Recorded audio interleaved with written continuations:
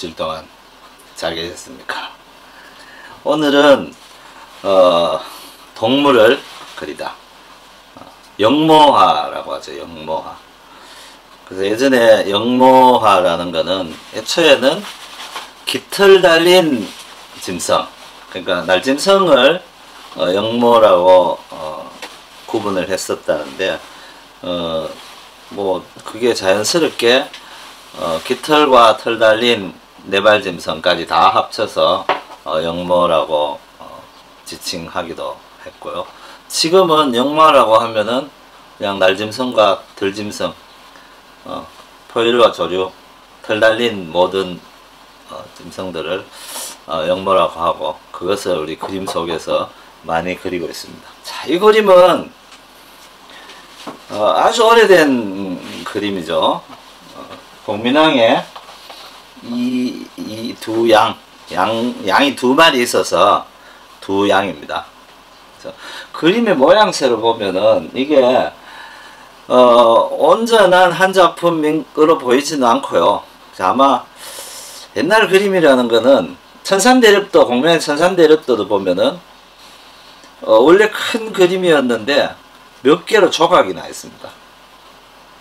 이게 아마 요즘으로 보면은, 그러니까 재산 분할, 그 공명의 그림을 크게 있었는데 몇 사람이 갖고 싶어서 이렇게 쪼개서 나눠서 가졌지 않았나라는 의견을 내는 분들도 있고, 실제로도 그랬을 가능성도 있겠다. 만약에 양이 이게 5마리가 있었는데 두 마리 한 마리 이렇게, 아니면 2마리 3마리 이렇게 나눠서 그림이 분할됐을 수도 있고, 실제로 요 자태로 보면은 뭔가 뭐 뒤쪽이나 오른쪽에 더 있을 것 같은 그런 거죠. 굉장히 세밀하게 그렸었고, 양을 왜 그렸을까? 양은 우리나라에 키우는 짐승이 아니잖아요, 가축이.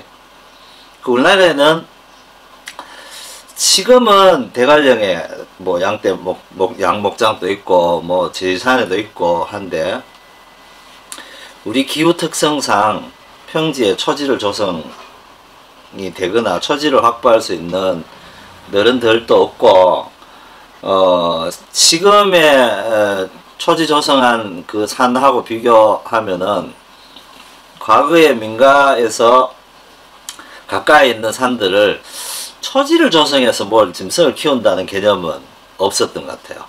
그러니까 양이나 염소 이렇게 방목을 하는 짐승들은 기본적으로 초지가 필요한데, 우리 땅에는 초지 확보하기 어려워서 양을 키우기 어려웠다. 고려시대까지는 양을 제사 지낼 때 제물로는 반드시 있어야 됐대요. 그러니까 있어야 되는 동물인데도 불구하고 키우지도 못했고, 중국에서 수입해와서 제사를 지냈다고 기록이 되어 있는 걸로 봐서, 양은 뭐 하여튼 그렇게 친근한 동물은 아니었는데 양 그림이 남아 있어서, 현존하는 그림들 중에 아마 가장 오래된 그림 중에 하나가 이제 공민왕의 양 그림입니다. 아주 세밀하게, 이때도 벌써 트럭 하나 한 올 아주 섬세하게 그렸죠. 자, 이 그림은 송나라 휘종의 원숭이 그림이죠. 왜 뜬금없이 송나라 휘종 그림을 왜 갖고 왔을까? 우리나라에서 그림을 제일 좋아하고 잘 그렸던 조선 이 반도에서, 대한 반도에서 사람이 공민왕, 고려 공민왕이었다면은, 중국에서 그림을 제일 좋아하고 그림을 잘 그린 사람이 북송의 휘종 황제입니다. 그래서 이 두 사람은 그런 면에서 굉장히 비슷한 면이 있고, 실제로 임금이 되기 전에, 황제가 되기 전에 아마도 그림 그리는 그에 대한 수련이 굉장했을 거다라는 게 이 그림의 그 표현 기교나 기법을 보면은 알 수 있는 것 같아요. 단순히 우리가 조선시대 선비들이 여기로 그렸다는 문인화하고는 일단은 깊이나 섬세함에 있어서 차이가 너무 많이 나죠. 시간이 남아서 그릴 수 있는 그림이 아니고 시간을 내서 수련을 해야만 도달할 수 있는 정도의 수준의 그림이었다. 휘종은 이런 이제 영모 짐승도 그렇지만 주로 많이 그린 게 꽃과 새입니다.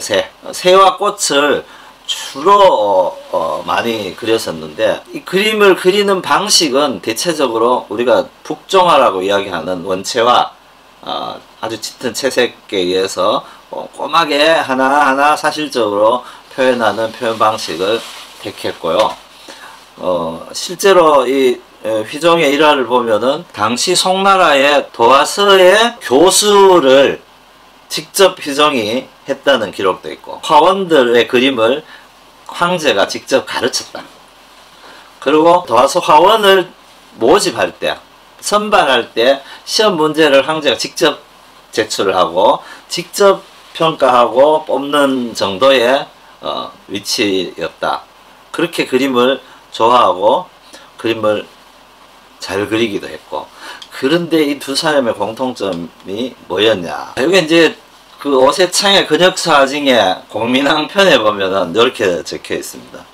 공민왕과 휘종은 온갖 재주를 다 갖춰 뛰어난 사람이었는데 다만 나라를 다스리는 재주는 없었다. 이게 무슨 말이냐면은 북송이 사실은 휘종의 그림과 연애, 그러니까 연애라는 거는 연예인적인 생활, 그런 것에 의해서 북송이 망하는 지름길로 가게 됐다라고 역사는 평가를 하고 있고요. 공민왕이 그림을 좋아하고 그림에 빠져 있는 동안 고려가 멸망하는 길을 걷게 됐다. 그래서 두 황제가 그림을 좋아하고 연애를 좋아하는 것이 결과론적으로는 나라를 망하게 하는 불쏘시개처럼 역할을 했다. 이렇게 해서 둘은 나라를 망하게 한 예술가, 황제가 되지 않았더라면은 훨씬 위대한 예술가가 되었을 텐데 황제가 돼서 한편으로 좀 안 됐다라는 하여튼 그런 이야기겠죠. 앞에 우리가 봤던 공민왕의 두 양이라는 그림에 앞서서 중국에는 공민왕보다 한 70년 정도 앞선 사람이니까 한 2대 정도 앞에 사람이죠. 조맹부의 똑같은 제목의 그림입니다. 이양도. 여기에 이제 적어놨는 이 그림을 그린 연유에 대해서 이렇게 이제 글로 적어놨었는데요. 여기 이제 이렇게 적혀 있습니다. 나는 말을 그린 적은 있어도 양을 그린 적은 없다. 중신이라는 사람이 양의 그림을 요구하기 때문에 나는 고의로 장난삼아 그렸다. 비록 옛사람에 꼭 들어맞을 수는 없다 하더라도 상당히 기운에 있어서는 성취한 바가 있다. 이게 이제 후대 역사학자들이 이 그림을 해석하기를 이 양은 단순한 양이 일단 아니다. 선비나 군자는 말을 좋아하고 말을 그려야 되는데, 그 말이라는 거는 기계가 있고 기상이 있고, 그래서 당시로 요즘으로 보면은 말은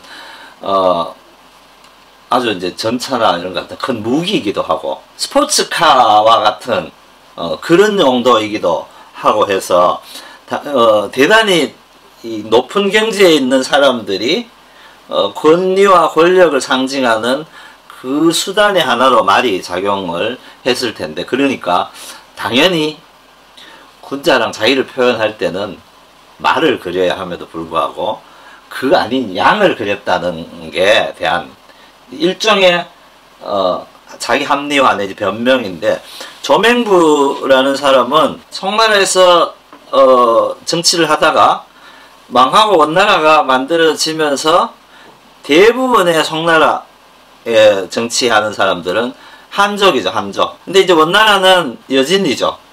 북방계, 거기서 소위 중국 한족들 이야기한 오랑캐 들의 나라니까 대부분의 송나라 정치인들은 원나라가 만들어지면서 정치에 이제 연을 끊고 전부 은거를 하거나 다 떠났는데 조명부는 남아서 원나라의 관리가 됩니다. 그래서 이제 원나라의 관리가 되고 나서 그려진 그림이니까 자기가 왜 원나라의 관리가 될 수밖에 없었는지 원나라의 관리로서의 처지, 그래서 양을 그려달라고 요구하는 게 결국은 내가 100번 내 안에 있는 자의지로 하기보다 어쩔 수 없이 해야 되는 것에 관한 약간의 합리화, 이런 것들이 이 그림 속에 담겨 있다라고 이 그림을 읽어야 한다라고 이제 연구자들은 이야기를 하기도 합니다. 이 동양의 그림이라는 게 그냥 양 그려놨으면은 그 양이면 되는데 그 양 뒤에는 또 뭐 양 아닌 또 다른 의미가 숨어 있고 그 뒤에 또 예컨대 이 두 양의 자세에서 하나는 왼쪽으로 고개를 돌려서 물끄러미 이렇게 보고 있는가 하면 한쪽은 고개를 아래 숙여서 그런 이제 자세들 또한 이야기를 만들자면은 한도 끝도 없이 이야기가 나오는 거죠.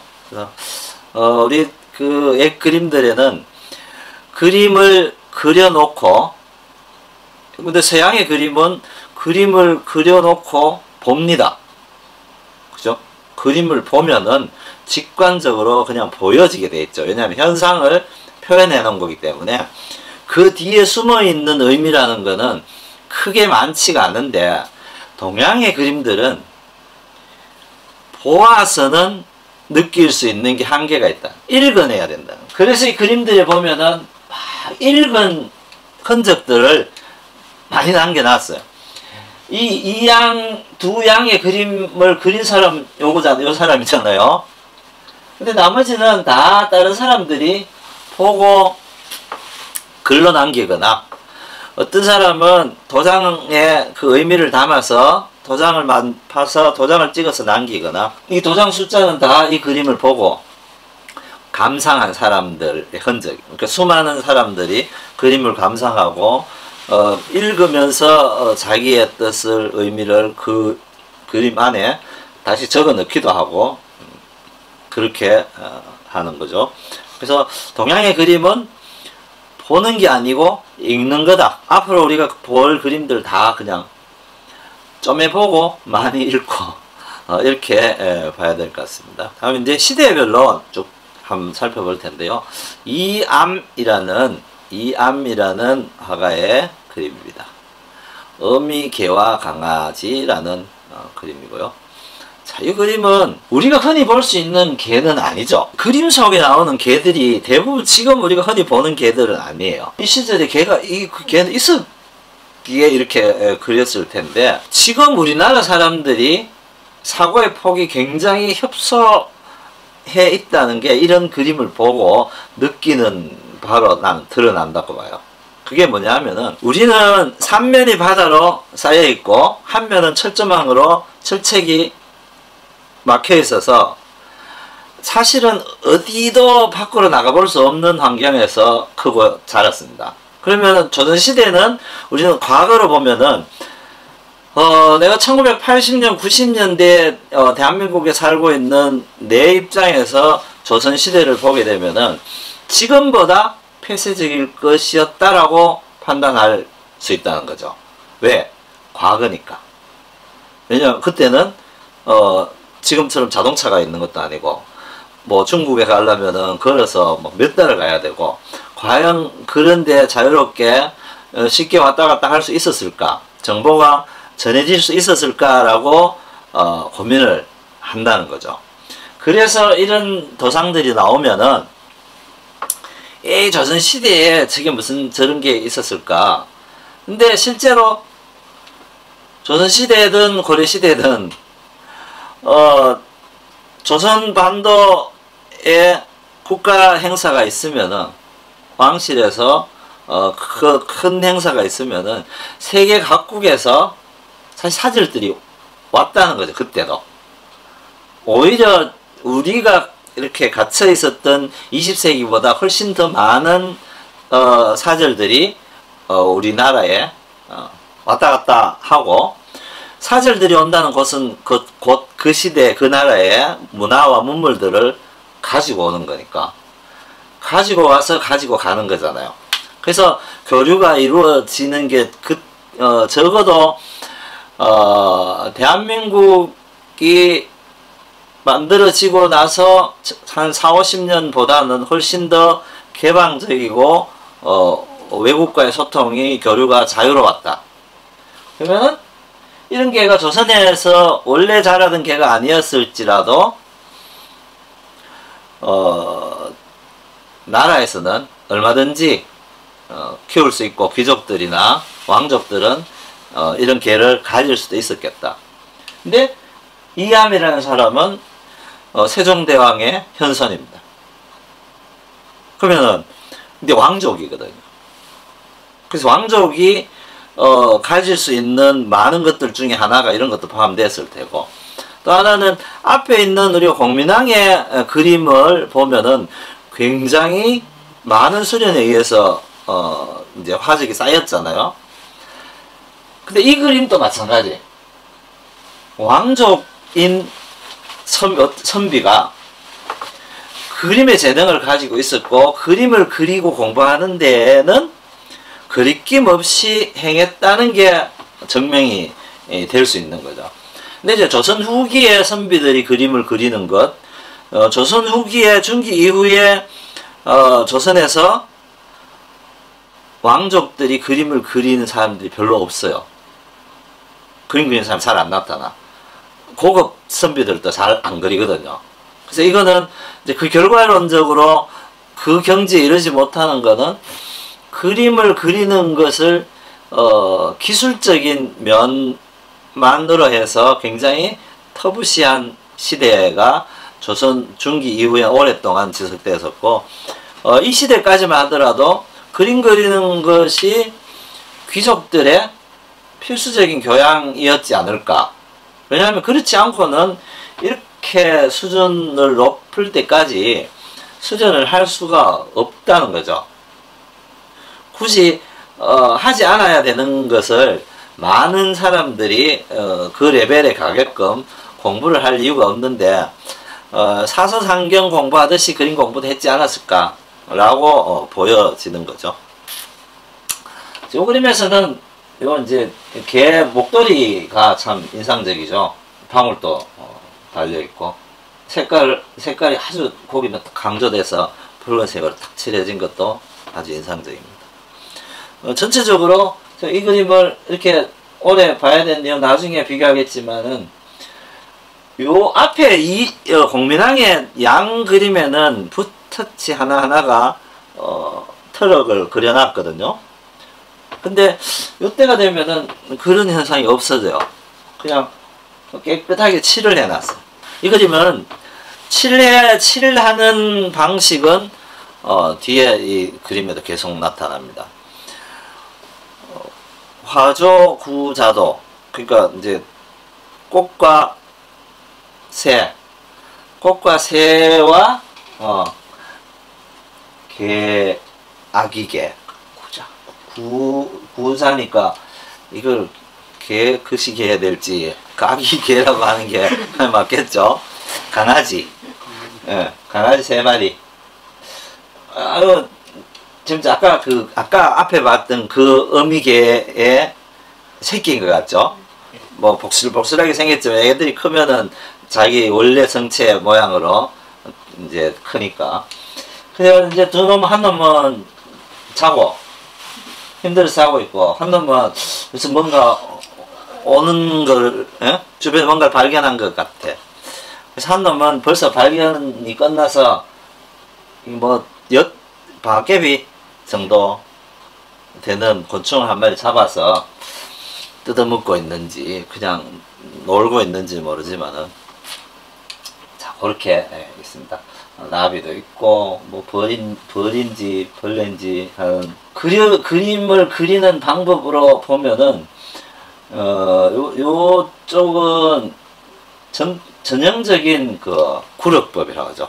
백묘 구력법. 선으로 먼저 모양을 갖춰 놓고 속에 색을 칠해 넣는 방법.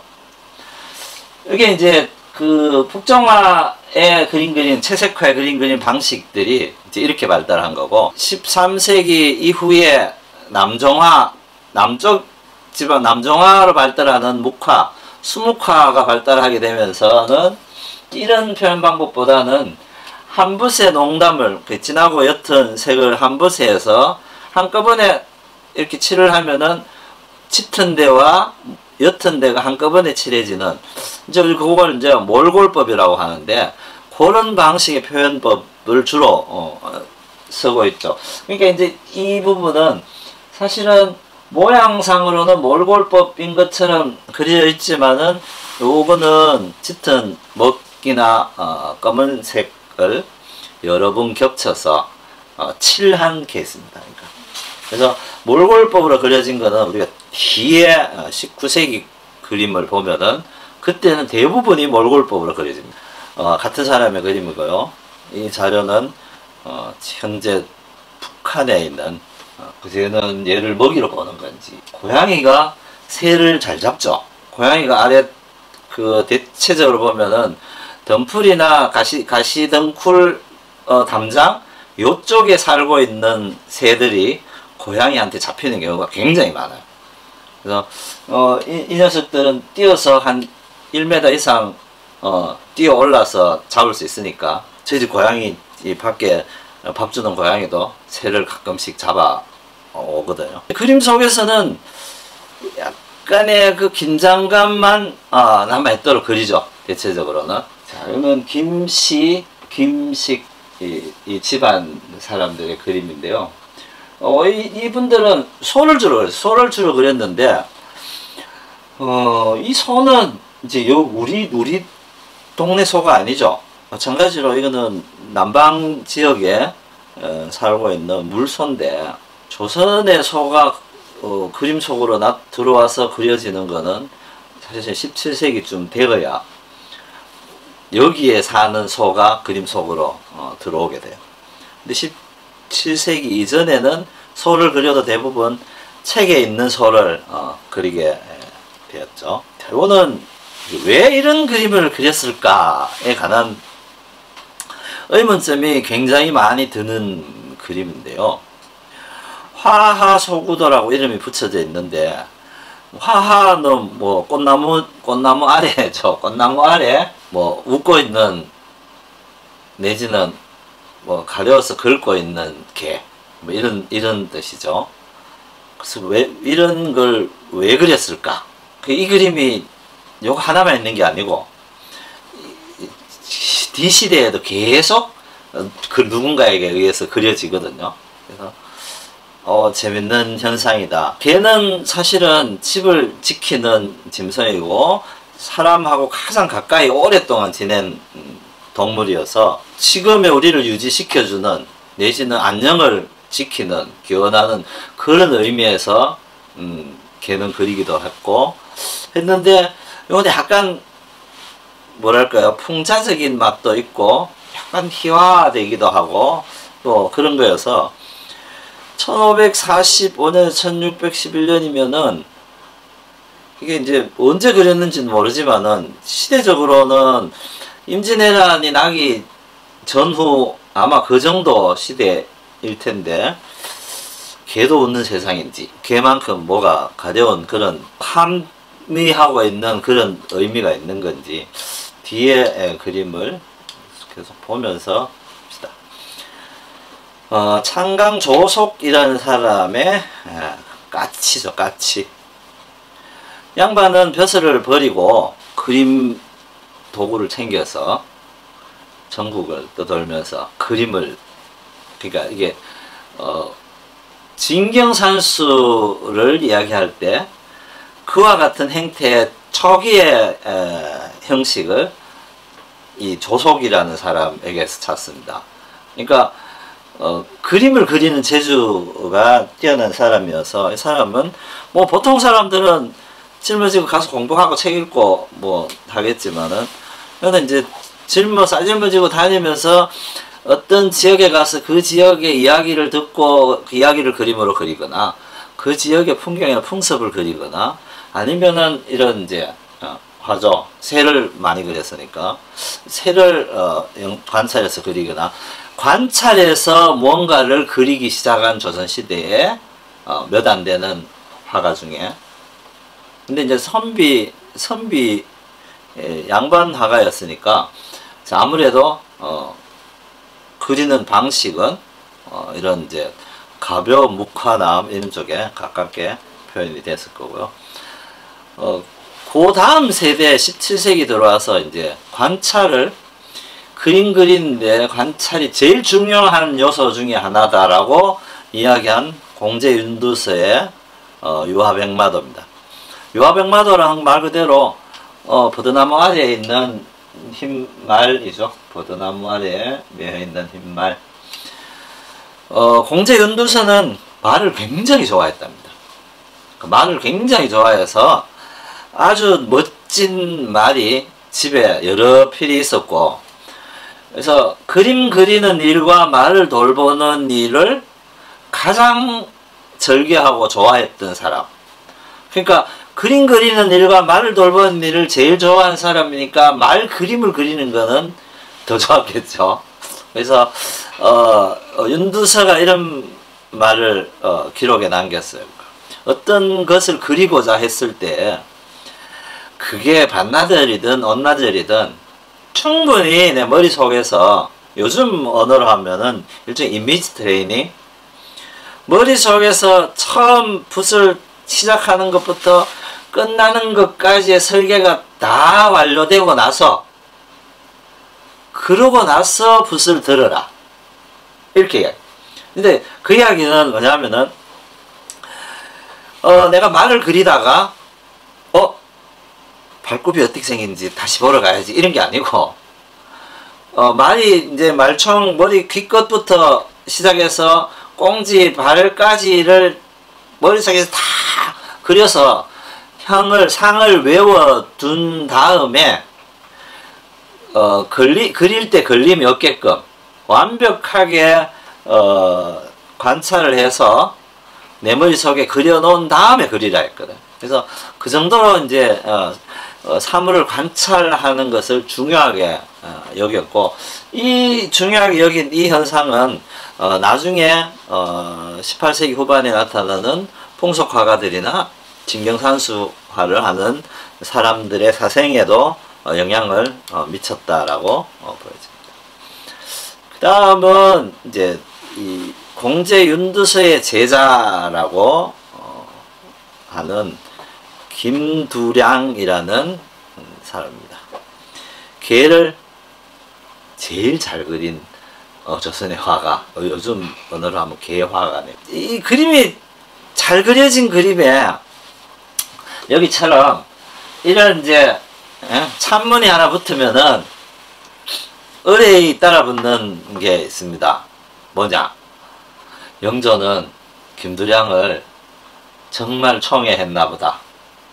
그러니까 영조가 김두량에게 남리라는 호를 하사했다라는 이야기도 있고 실제인지 뭐 지어낸 말인지는 모르겠지만 어쨌든 그 이야기는 전해오고 있고 그런 걸로 봐서 영조가 김두량을 참 사랑했다. 과연 그럴까?